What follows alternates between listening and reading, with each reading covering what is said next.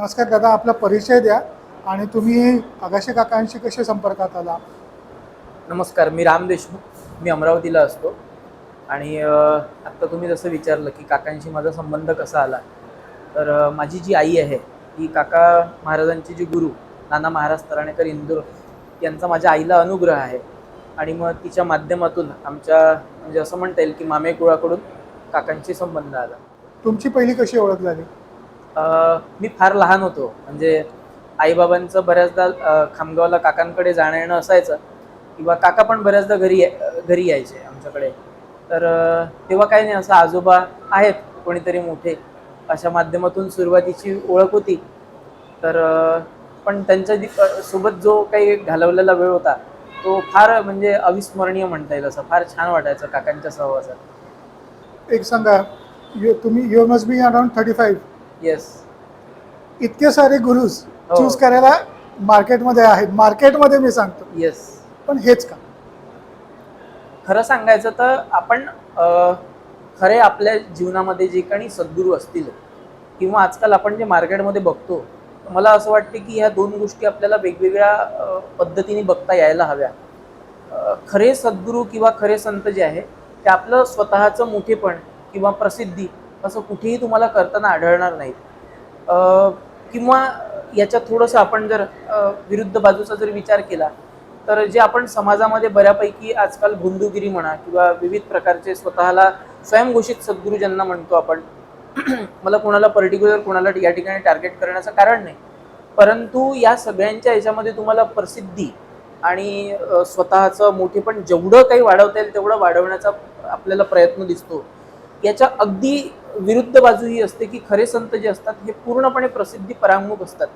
आपण काकांच्या सुद्धा जीवनाचा जर विचार केला आणि काकांचं जे राहतं घर आहे खामगावला, त्या ठिकाणी जर आपण कधी जाऊन बघितलं तर तुम्हाला लक्षात येईल अगदी छोट्या 2 खोल्यांमध्ये काकांनी आपलं पूर्ण एवढ्या लोकांचा जो काय म्हणता येईल या भक्त परिवाराचा सांभाळ केलेला आहे.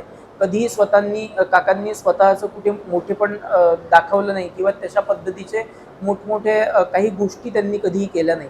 अगदी काका जेव्हा आमच्या घरी येऊन राहायचे, मी एक आठवण म्हणून सांगतो तुम्हाला की खरे संत कसे असतात, त्यांना कधी मोठेपणाचा तर म्हणजे नसतोच, इच्छाच नसते मुळी. माझी आई एकदा म्हणजे काका आमच्या घरी राहायला होते एक 8 दिवस आणि काकांनी सहज इच्छा व्यक्त केली की आज आम्हाला भाकरी खायची इच्छा आहे.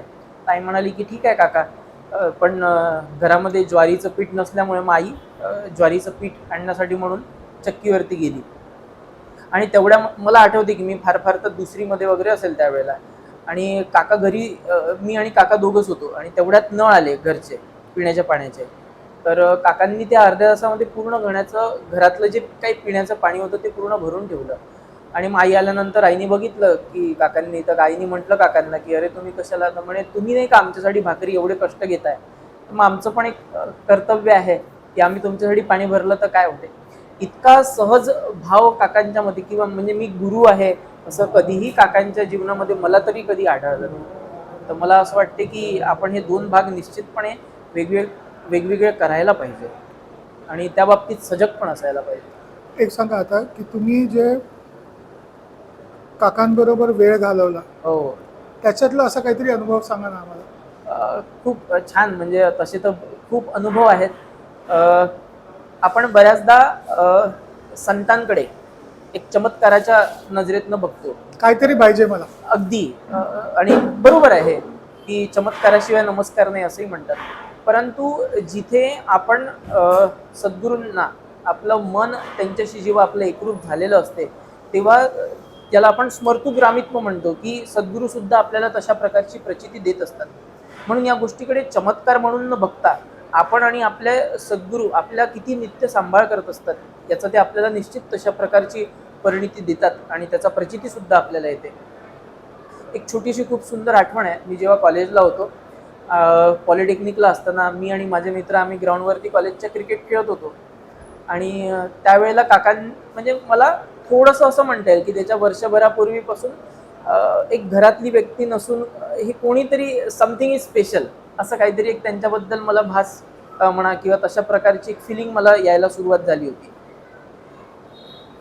तर आम्ही क्रिकेट खेळत होतो मैदानावरती आणि असं झालं की मी सहज फिल्डिंग करता करता अगदी सहज विचार आला माझ्या मनात की हे संत आणि गुरु लोक काय करत असतील ना.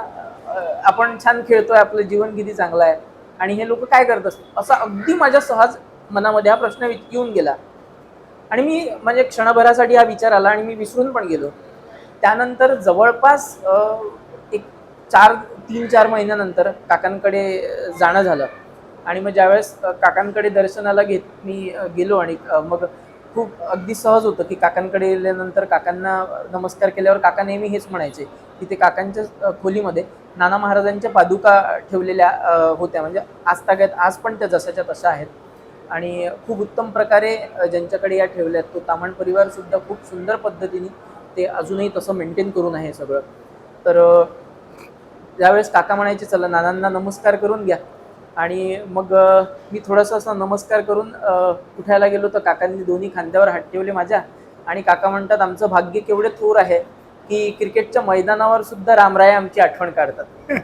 म्हणजे मी अगदी खरं सांगायचं मी विसरून गेलो होतो की आपल्याला असं काहीतरी आठवण येऊन गेली.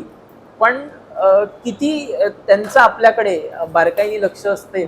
तर आणि खरं सांगायचं तर हे कोणाला मी सांगितलंही नव्हतं किंवा मी दुसऱ्याला सांगणं तर सोडा, मी स्वतः पण विसरलो होतो की असं आपल्या काही मनात विचार येऊन गेला.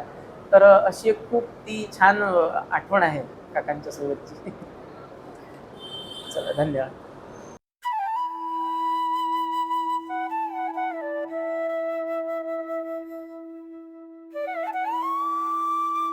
अध्यात्मावर अशीच माहिती मिळवण्यासाठी देव माझा चॅनलला सबस्क्राईब करा.